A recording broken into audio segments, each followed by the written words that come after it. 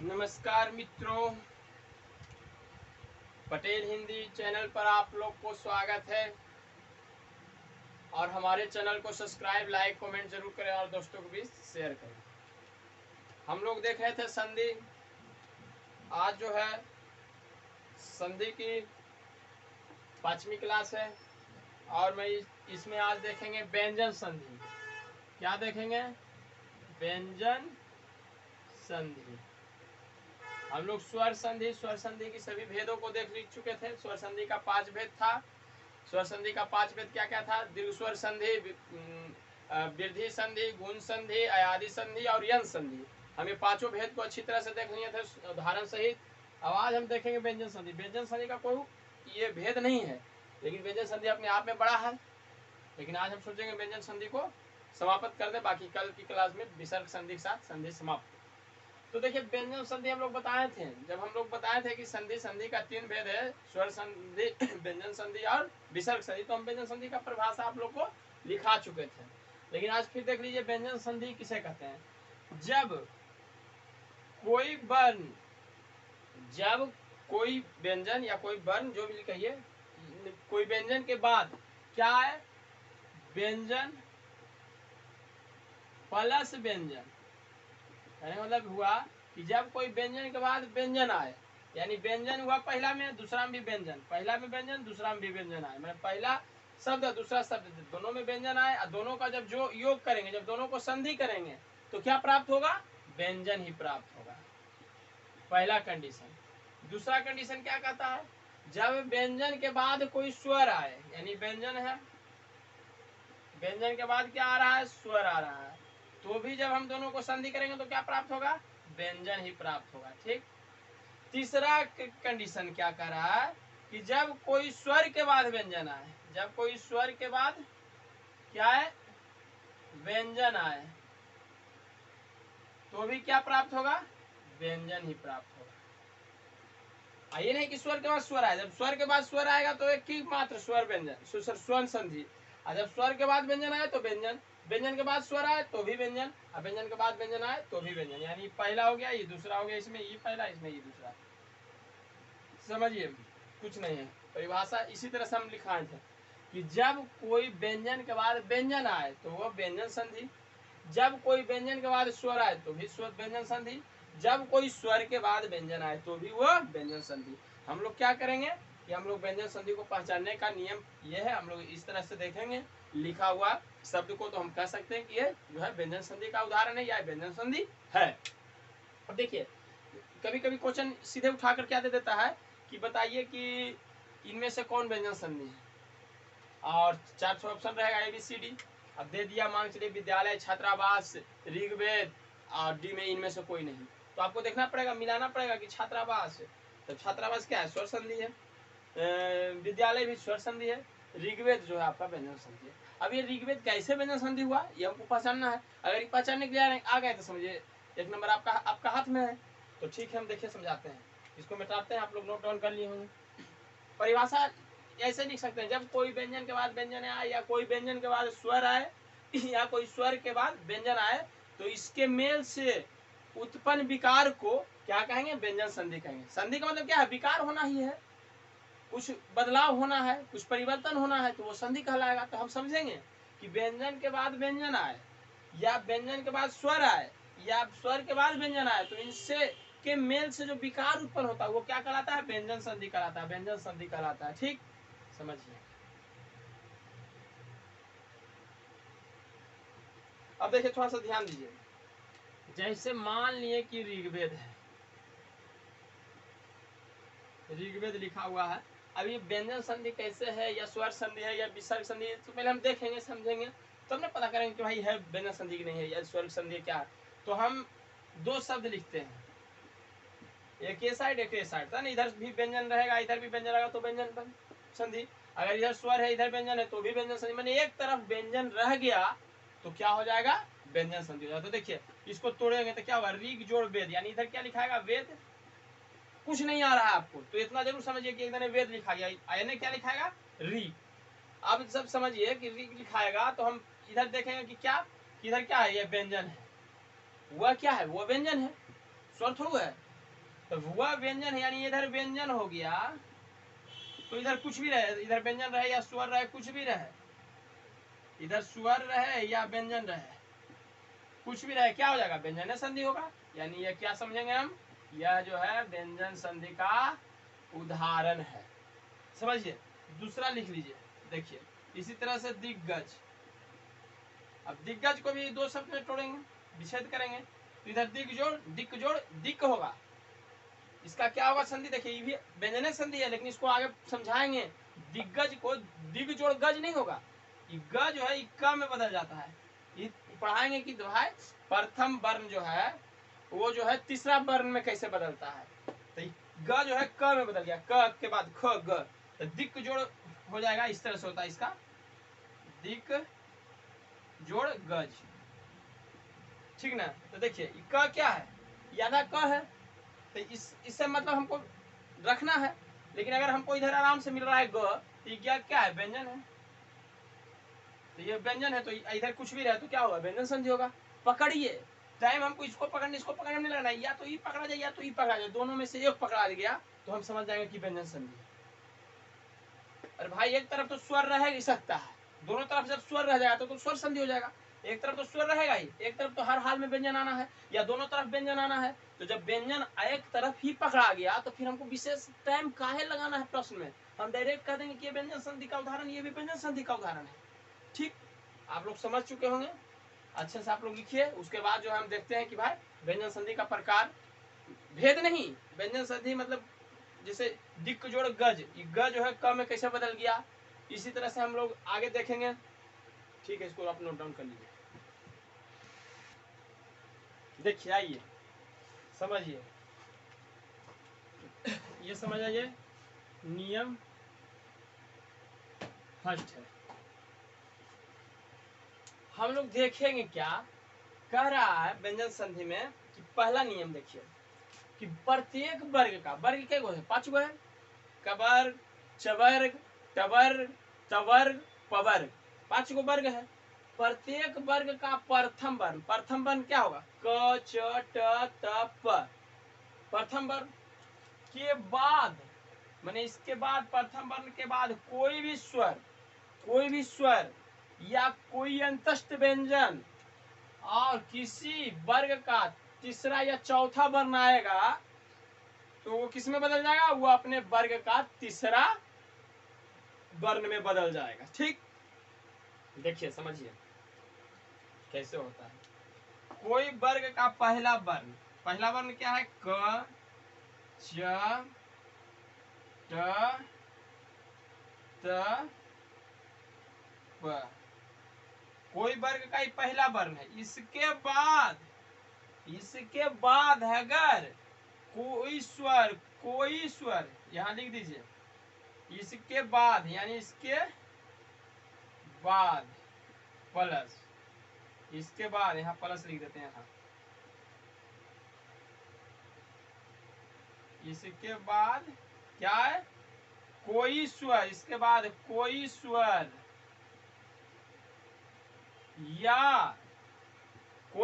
या कोई अंतस्थ व्यंजन,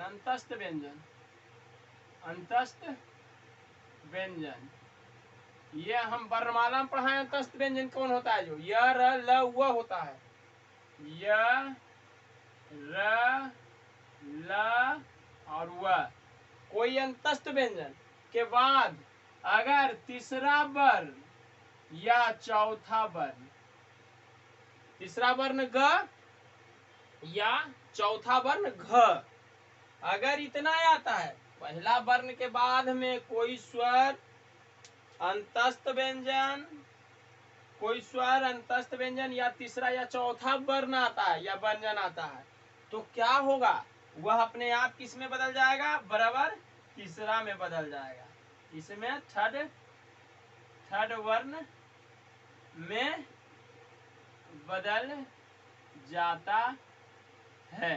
समझिए, कच टप तप के बाद अगर कोई स्वर, कोई अंतस्थ व्यंजन या कोई तीसरा या चौथा व्यंजन वर्ण आए वर्ग का, तो वह अपने वर्ग, अगर क है तो क का तीसरा वर्ग ग, तीसरा वर्ण ग, च है तो तीसरा वर्ण ज, ट है तो तीसरा वर्ण ड, त है तो तीसरा वर्ण द, प है तो ब में बदल जाएगा। समझिए कैसे, इसको आप नोट डाउन कीजिए, उसके बाद हम लोग एग्जाम्पल देखते हैं।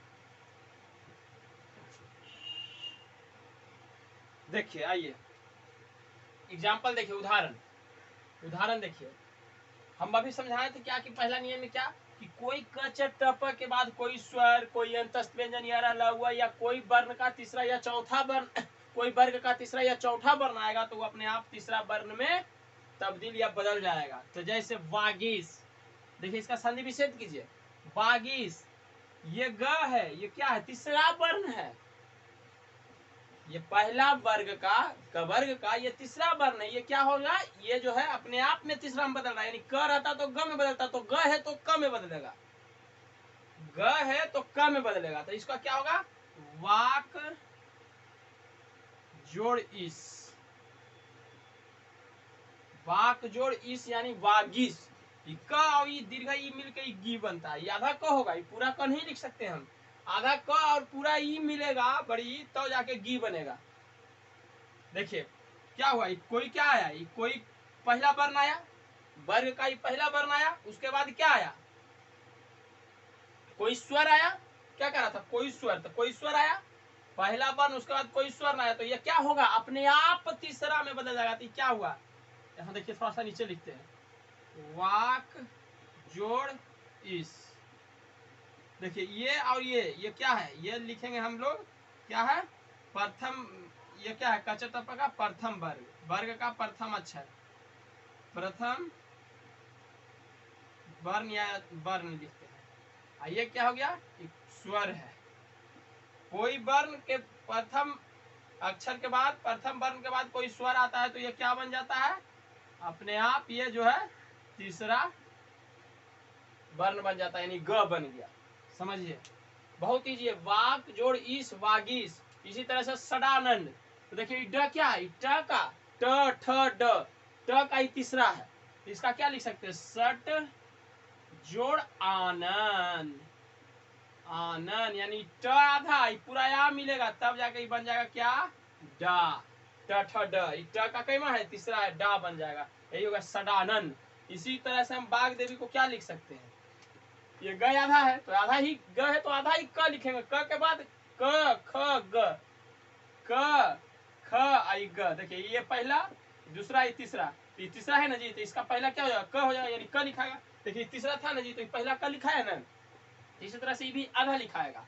इसी तरह से इसको हम क्या लिख सकते हैं, वाक, सॉरी, वाक जोड़ देवी, जैसे है उसे लिख देंगे देवी को, यानी वाग देवी। समझिए कुछ नहीं है, कोई भी पहला अक्षर के बाद, कोई वर्ग के पहला अक्षर के बाद कोई स्वर या कोई जो है क्या है, अंतस्थ व्यंजन आए या तीसरा या चौथा बनाए, तो देखिए तीसरा वर्ण है, ये तीसरा वर्ण क्या है, त थ द, ये तीसरा वर्ण आ रहा है, तो ये जब ये दोनों में आपस में मिलेगा तो ये क्या बन जाएगा, ये तीसरा वर्ण बन जाता है। ये देखिए कोई स्वर है, ये तीसरा वर्ण है, ये पहला अक्षर है, तो ये दोनों मिलकर तीसरा वर्ण बना दिया। यही तरह से हम लोग समझेंगे कि बागी, सडानंद, बाघ देवी। इसी तरह से एक और एग्जाम्पल ले लीजिए, एक और एग्जाम्पल ले लेते हैं हम, चौथा में देखिए, जगदीश को लिखिए, जगदीश, जगदीश को तोड़िए, जगदीश का क्या होगा, जगत, त देखिए द जो है क्या है, तीसरा किसका है, त का है, त थ द, तो यहाँ क्या होगा, जगत जोड़ ईश, जगत जोड़ ईश, जगदीश, जगत जोड़ ईश। देखिए त का कोई वर्ण है, कैमा है, तो पहला अक्षर है, वर्ग का पहला अक्षर है, आई कोई स्वर है, जब दोनों मिलेगा तो तीसरा अक्षर बना रहा है द। समझ जाइए कितना इजी है। जो बागी, सडानंद, बागदेवी और जगदीश, बागिस का वाक जोड़ ईश, सडानंद का सट जोड़ आनंद, बागदेवी का वाक जोड़ ईश और जगदीश का जगत जोड़ ईश। आप लोग लिखिए, उसके बाद दूसरा नियम को देखते हैं। आइए नियम नंबर 2, नियम नंबर 2, पहला नियम बता दिए क्या, पहला नियम था कि कोई भी वर्ग का प्रथम वर्ण के बाद अगर कोई स्वर या कोई अंतस्थ व्यंजन य र ल व या कोई भी वर्ग का तीसरा या चौथा वर्ण आए तो वो अपने आप जो है वो अपने अपने वर्ग का तीसरा वर्ण में बदल जाता है। हम पहला नियम में ये बताएं। दूसरा नियम में क्या कह रहा है? दूसरा नियम में कह रहा प्रथम वर्ण के बाद न या म आए तो वह प्रथम वर्ण बदलता है किसमें? पक्षमाक्षर में, यानी ड न य न और म में बदलेगा। जिसे देखिए समझिए, प्रथम वर्ण क्या है? प्रथम वर्ण क्या है भाई? क च ट त प। इसके बाद अगर क्या आएगा? न या म आए तो बदलता है, या न या म आएगा तो बदलेगा। किसमें बदलेगा भाई? देखिए, क बदल जाएगा, यानी प्रथम वर्ण क बदल जाएगा अड़ में, क के बाद च बदल जाएगा य में, ट बदल जाएगा टवर्गी न में, और त बदल जाएगा, नहीं दिखाई देता होगा नीचे, नहीं रुक जाइए, तो क बदल जाता है, यहां से लिखते हैं, क बदल जाएगा अड़ में पचमा अक्षर, ये पचमा अक्षर है, पचमा अक्षर में बदल जाएगा पहला ही वर्ण पचमा अक्षर में। च बदल जाएगा य में, ट बदल जाएगा न में, त बदल जाएगा न में, और प बदल जाएगा म में। समझिए, कुछ नहीं है। जब प्रथम वर्ण के बाद कोई न या म आएगा तो वह बदल जाएगा। क बदलेगा अड़ में, च बदलेगा य में, ट बदलेगा टवर्गी न में, और त बदलेगा न में, और प म में। जैसे एग्जाम्पल में लेते हैं, इसको आप लोग लिखिए, हम एग्जाम्पल लेते हैं, मिटा देते हैं, इसको रहने देते हैं, यहाँ पर ले लेते हैं एग्जाम्पल, हो जाएगा, समझिएगा, इसी से समझ भी जाइएगा। लिखिए, देखिए, पहला क्या है? वाक जोड़ मैं, इसको हम लोग क्या करेंगे? संधि करेंगे। देखिए, वाक जोड़ मैं यानी क्या है? प्रथम अक्षर है, सॉरी प्रथम वर्ण है, कोई भी वर्ग का ही क्या है? प्रथम वर्ण है। प्रथम वर्ण देखिए है क, इसके बाद में न या म आए तो देखिए इसके बाद में क्या आ रहा है? म आ रहा है, लाल से दिखाते हैं, इसके बाद में क्या आ रहा है? म आ रहा है, बाद में क्या आ रहा है? म आ रहा है, तो यह क्या बदलेगा? क जो है अड़म बदल, का क्या में बदलेगा? अड़म बदल जाएगा, अड़म बदलेगा तो क्या लिखाएंगे? इसका संधि क्या हो जाएगा?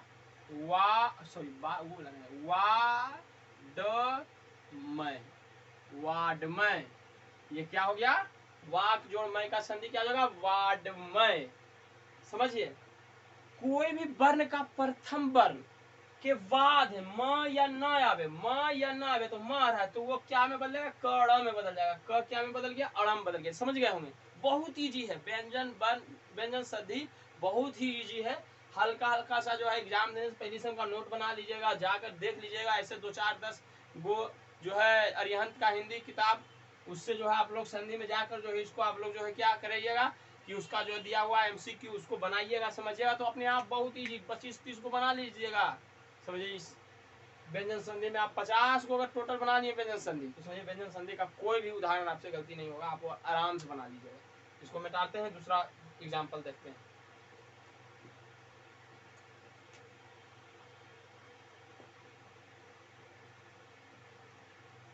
देखिए, सट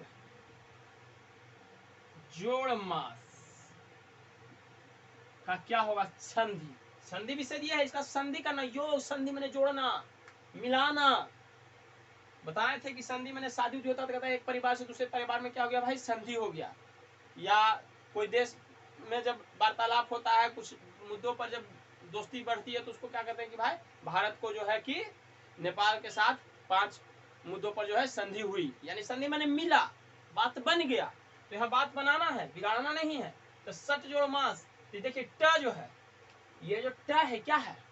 प्रथम वर्ण है, कोई भी वर्ग का प्रथम वर्ण। इसके बाद क्या है? मैं आ रहा है, यानी पचमा अक्षर आ रहा है, सॉरी तीसरा, हाँ पचमा अक्षर आ रहा है, तो किसमें ही बदलेगा? ये हर हाल में अपने आप क्या बदल जाएगा? पचमा अक्षर में। जब वहां तीसरा अक्षर आ रहा था तो तीसरा अक्षर में बदल रहा था, पहला नियम में। जब यहाँ पचमा अक्षर आ रहा तो पचमा अक्षर में बदल रहा है, तो सट मास क्या बदल जाएगा? ट जो है ड में बदल जाएगा, नहीं सॉरी न में बदल जाएगा, पचमा अक्षर न में बदल जाएगा, तो यहाँ क्या हो जाएगा? शन मास। देखिए, ये नहीं लिखेंगे हम, इसको ऐसे पूरा नहीं लिखेंगे। क्यों नहीं लिखेंगे? क्योंकि यहाँ ये आधा ट है तो आधा ही न रहेगा, तो सन्मास, सन्मास का संधि विच्छेद अगर करने दे दिया तो सट जो है मास, सट मास का अगर संधि करने के लिए दे दिया तो सन्मास। समझे, बहुत ही इजी है। एक आध ऑप्शन आप देख लेते हैं, बल्कि एक आध वो और देख लेते हैं एग्जाम्पल। तीसरा एग्जाम्पल दीजिए। तीसरा एग्जाम्पल है श्रीमन नारायण। श्रीमन नारायण भगवान का नाम है।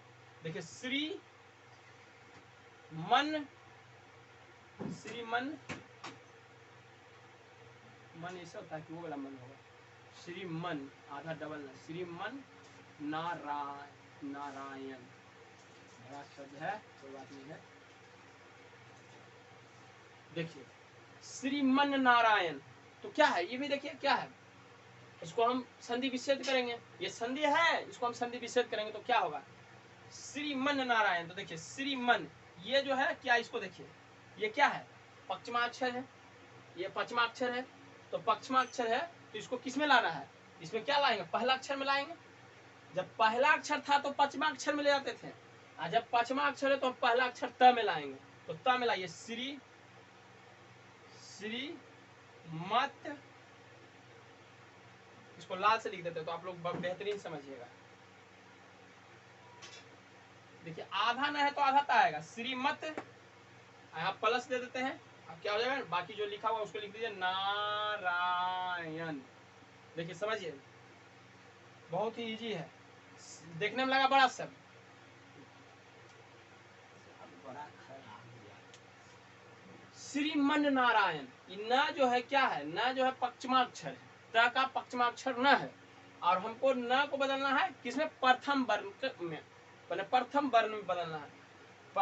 तो प्रथम वर्ण क्या हुआ, न का जब त, अगर यहाँ त रहता था तो हम यहाँ पश्चिमाक्षर में न में जाते थे, तो यहाँ न है तो प्रथम अक्षर मांगे, जैसे कि त का पश्चिमाक्षर क्या होगा, न होगा, सिंपल सी लॉजिक है। तो श्रीमत नारायण, श्रीमत नारायण, ये जो है आपका क्या हो गया, संधि विच्छेद हो गया। अब हमको समझ में आता हो कि आप व्यंजन संधि का दूसरा नियम भी जब समझ गए, जब कोई वर्ण का प्रथम वर्ण कोई वर्ग का प्रथम वर्ण रहे उसके बाद न या मा है तो अपने आप किस में बदलता है, पश्चिमाक्षर में बदल जाता है।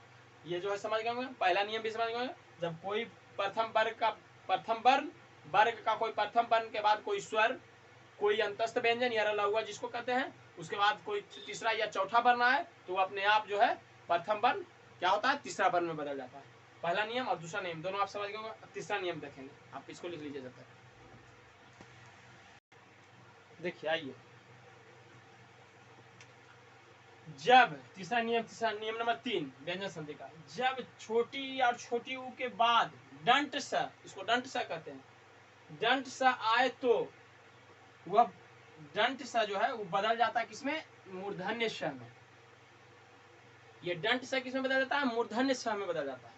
कहने का मतलब क्या हुआ कि जब कोई ई या ऊ के बाद, छोटी ऊ के बाद क्या किसका योग होता है, स का योग होता है, तो बदल जाता है किसमें, या ऐसा लिख दीजिए, ई और ई जब मिलता है तो किसमें संधि होता है या किसमें विकार उत्पन्न होता है, ये दोनों मिलकर बदल जाता है मूर्धन्य स में।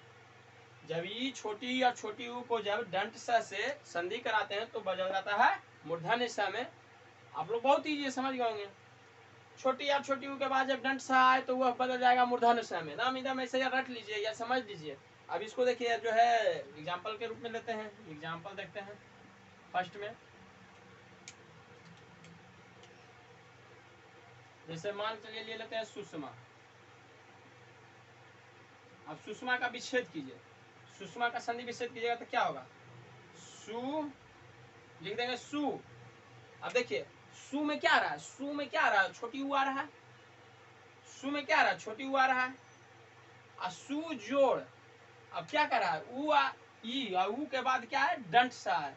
जब दंत सा है तो बदलता है किसमें, तो यह मूर्धन्य सा में, तो हम मूर्धन्य सा आ रहा है, यह किसमें बदलेगा, दंत सा में बदलेगा। उल्टा यहाँ समझिए थोड़ा सा, या इसको हम क्या लिख सकते हैं, समा। समझिए सु जोड़ समा बराबर सुषमा। देखिए कैसे होता है, जो देखिए जब प्रश्न जो कर रहा है उसको यहाँ समझिए, यहाँ समझिए। प्रश्न कर रहा कि ऊ या ई या ऊ के बाद अगर दंत सा है तो वह बदल जाता है मूर्धन्य स में। तो देखिए ऊ इसके बाद ऊ आ रहा है सु, सु में क्या रहा, स जोड़ उ, स जोड़ उ आ रहा है, स जोड़ उ यानी उ आ रहा है। तो उ के बाद स आए, उ के बाद क्या है, दंड सा है, उ के बाद क्या आ रहा है, दंड सा आ रहा है। तो ये दोनों जब मिलेगा, ये दोनों जब मिलेगा तो किस में बदल जाएगा, मूर्धन्य स में बदल जाएगा। वही देखिए मूर्धन्य स में बदला, सुषमा। समझिए कुछ बहुत भारी नहीं है। जब उ के बाद या ई के बाद जब क्या है, दंड सा है, तो किस में बदल जाएगा, मूर्धन्य स में बदल जाता है। तो सु में उ आ रहा और उसके बाद क्या आ रहा, दंड सा आ रहा। तो ये दोनों जब संधि हुआ, योग हुआ, तो किस में बदल गया, मूर्धन्य स में बदल गया। मूर्धन्य स माने सु जोड़ समा, सु जोड़ समा क्या में बदल गया, सुषमा। अच्छा एक और देख लीजिए, इसको मिटा देते हैं। एग्जाम्पल एक हो गया, एग्जाम्पल दूसरा देखिए। दूसरा एग्जाम्पल से आप समझ जाइए, नी जोड़ सात, इसको आप संधि कीजिए, लीजिए, नहीं नी जोड़ साध, ऐसे सॉरी, तो हम ऐसे करेंगे साध, हाँ ठीक है, नी जोड़ साध। अब इसका आप संधि कीजिए। यहाँ था संधि दिया हुआ था, तो इसको हम विच्छेद किए, तो आपको थोड़ा सा समझने में लगता होगा कि सु में वो कहाँ दिखाई दे रहा है, तो वो दिखाई दे रहा है, इसी को पकड़ना ही मेन हम लोग का कार्य है। तो सु जोड़ नी जोड़ साध है, तो नी में देखिए क्या आ रहा है, नी में क्या आ रहा है, ई आ रहा है, इसमें सॉरी छोटी वाला ई आ रहा है, ई आ रहा है, और इसमें क्या आ रहा है, दंड सा आ रहा है। हमको क्या करा, ई के बाद अगर सा, ई के बाद अगर सा है, तो ये दोनों जो है क्या बना लेगा, मूर्धन्य स बना लेगा। देखिए मूर्धन्य स बना लेगा, कैसे हो जाएगा भाई, नी जोड़ साध क्या हो जाएगा, नी नी साध, निषाद, नी जोड़ साध निषाद। समझ जाइए, यही चीज था, इसी चीज को हम लोग यहाँ देखिए, सुषमा था, निषाद को हम लोग तोड़े थे, तोड़ेंगे तो विच्छेद करेंगे तो नी जोड़ साध आएगा, और फिर सुषमा को जब हम विच्छेद किए तो सु जोड़ समा आया। तो यही स जो है, क्यों कई स और उ मिलके यहाँ छ बनाया, यहाँ ई और छ मिलके क्या बनाया, ये वाला मूर्धन्य छ बनाया। तो ये चीज को आप समझिए, ये चीज थोड़ा सा है क्या, कुछ नहीं है, लेकिन समझना ही जरूरी है। मिटाते हैं और एग्जाम्पल थोड़ा सा देख लेते हैं।